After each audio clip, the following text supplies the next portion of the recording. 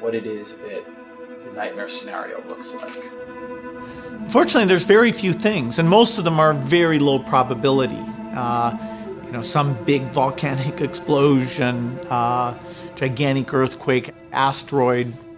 But at least in the nuclear case, you've got to say we take it quite seriously. We budget a lot of money, have a lot of people who think about nuclear deterrence, and I'm very glad that work's being done, and I rate the chance of a nuclear war in my lifetime as being fairly low. I rate the chance of a widespread epidemic far worse than Ebola in my lifetime is well over 50%. If we look at the 20th century and we look at the death chart of the 20th century, I think everybody would say, oh yeah, there must be a spike for World War I. Sure enough, there it is, like 25 million. And there must be a big spike for World War II, and there it is, it's like 65 million. But then you'll see this other spike that is as large as World War II right after World War I. And most people, a lot of people would say, well, what? What was that?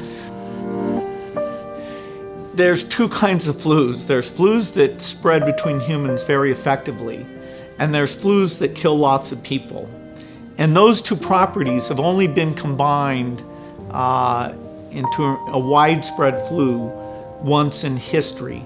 Well, that is Spanish flu. We have no idea where it came from.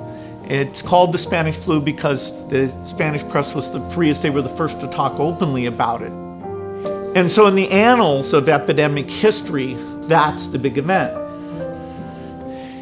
I funded a disease modeling group that uses computer simulation, and that work has been phenomenal in helping us target our polio eradication resources and which parts of Nigeria should we work harder on. And it's very natural, if you have a group like that, to say, hey, look at something like the Spanish flu in the modern day. Health systems are far better. And so you think, hey, that wouldn't be very bad. Well, we tried it, and there are some assumptions we had to make. But what we showed is that the force of infection because of modern transport, which compared to 1918 is over 50 times as great. And so if you get something like a flu, and you look at that map of how within days, it's basically in all urban centers of the entire globe, that is very eye-opening. That didn't happen with Spanish flu in the past.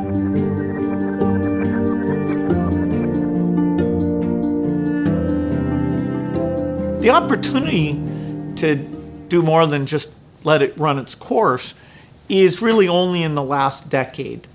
Basically, when you talk about drugs, you can talk about small molecules or talk about these complex biological protein-like things, of which there's a subclass called antibodies. Antibodies are the molecules that the immune system naturally builds to attack disease. Today, the idea that somebody says, oh, here's an antibody, make a lot of it, make it very quickly, that's right on the cutting edge. And the Ebola epidemic showed me that we're not ready for a serious epidemic, an epidemic that would be more infectious and would spread faster than Ebola did. This is the greatest risk of a huge tragedy.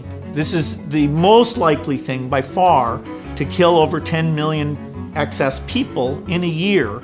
We don't need to invest nearly what we do in military preparedness.